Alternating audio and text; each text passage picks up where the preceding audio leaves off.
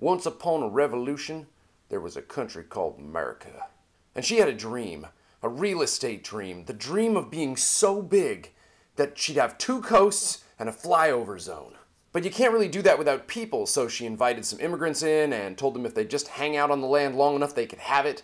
And then she bought some land from the French and the Mexicans and the Russians and chased off the natives and annexed some, and kind of a low bar for real estate ethics. Anyhow, things were going great until she hit the Rocky Mountains, and then something changed. She was kind of like, I want a piece of this action, which all realtors do, and a piece of the action she got. In 1872, the federal government created the nation and the world's first national park, Yellowstone. Now, this little bit of history is just so you can understand what I'm about to show you, just in a minute. A few years back, I was living in an RV, which is the opposite of the real estate dream. It's like the real estate free dream. Anyhow, I found out something really awesome. You can camp, and in some cases park your RV for free for up to 3 weeks or more on federal land if it meets certain criteria. And by federal land, I mean like national forest or BLM land, which actually includes some really nice places. I was totally off grid at the time, and I was up for finding some cheap new places to stay, so I got out my old National Geographic map, and look what I found on the back. Hold on, I think you're gonna like this. This is my map. You see what it says right there? Federal property, 1/3 of the nation. That's a lot. You see the east? There's not much going on there, just little patches of green. That's national park and national forest land. Occasional splotches of red, those are Native American reservations. But now look at the west and Alaska. The green is still national forest, but the yellow is BLM land, which is federally owned.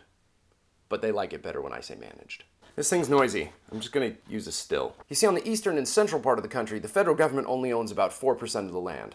But on the west side, 47%. When you add in Alaska, which is mostly federal as well, you'll find that the 1/3 estimate is just about right. Sure, it was made in 1982, but I looked up the modern stats and it's still basically accurate. I mean, it paints a pretty clear picture of the way it actually is. It's also fun to read the sidebars because this is back when Nat Geo cared about history and accuracy more than political correctness.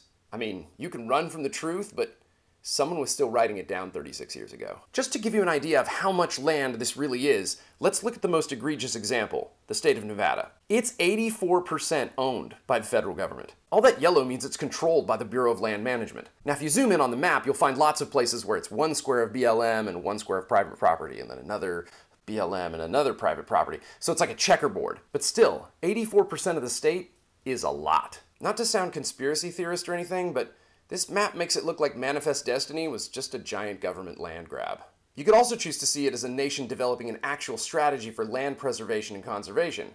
That seems reasonable. Or you could look at it as a geographic representation of the increase of federal power over the states if you accept that land appropriation is a good proxy for power, which all ethically fluid realtors do. Or you could see it as a series of arguably anti-constitutional and thereby unconstitutional actions by the federal government. I mean, what's the point of handing over all the non-enumerated powers of government to the states if the feds just own most of the state? I'm looking at you, Nevada. According to a New York Times article, the Bureau of Land Management owns 247.3 million acres. The Forest Service owns 192.9 million acres. The Fish and Wildlife Service owns 89.1 million, and the National Park System owns 79.6 million acres. That's a lot of millions of acres of land.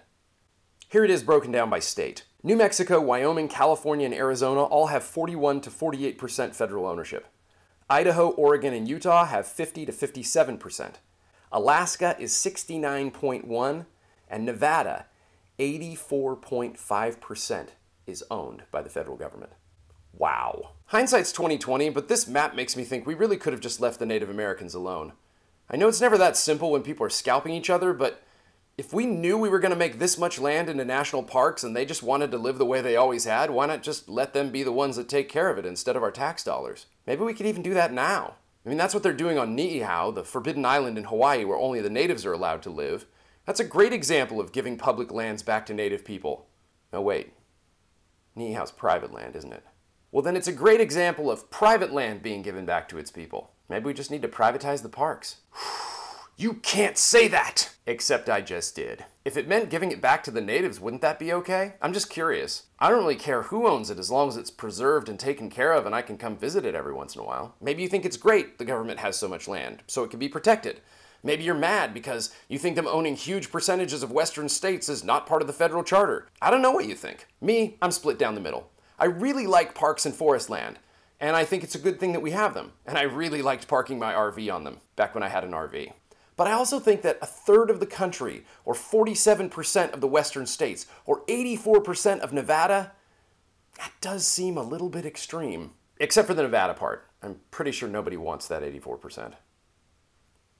Sorry, Nevada. Lady Liberty had a dream, a size 48 real estate dream. Of course, she eventually let herself go and started wearing seal fur coats and muumuus. She's kind of a horrible realtor.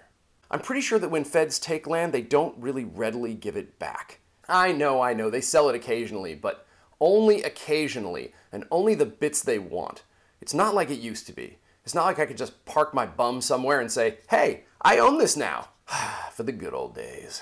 I mean, the prospectors and pioneers all had a shot at it when they were passing through during the gold rush.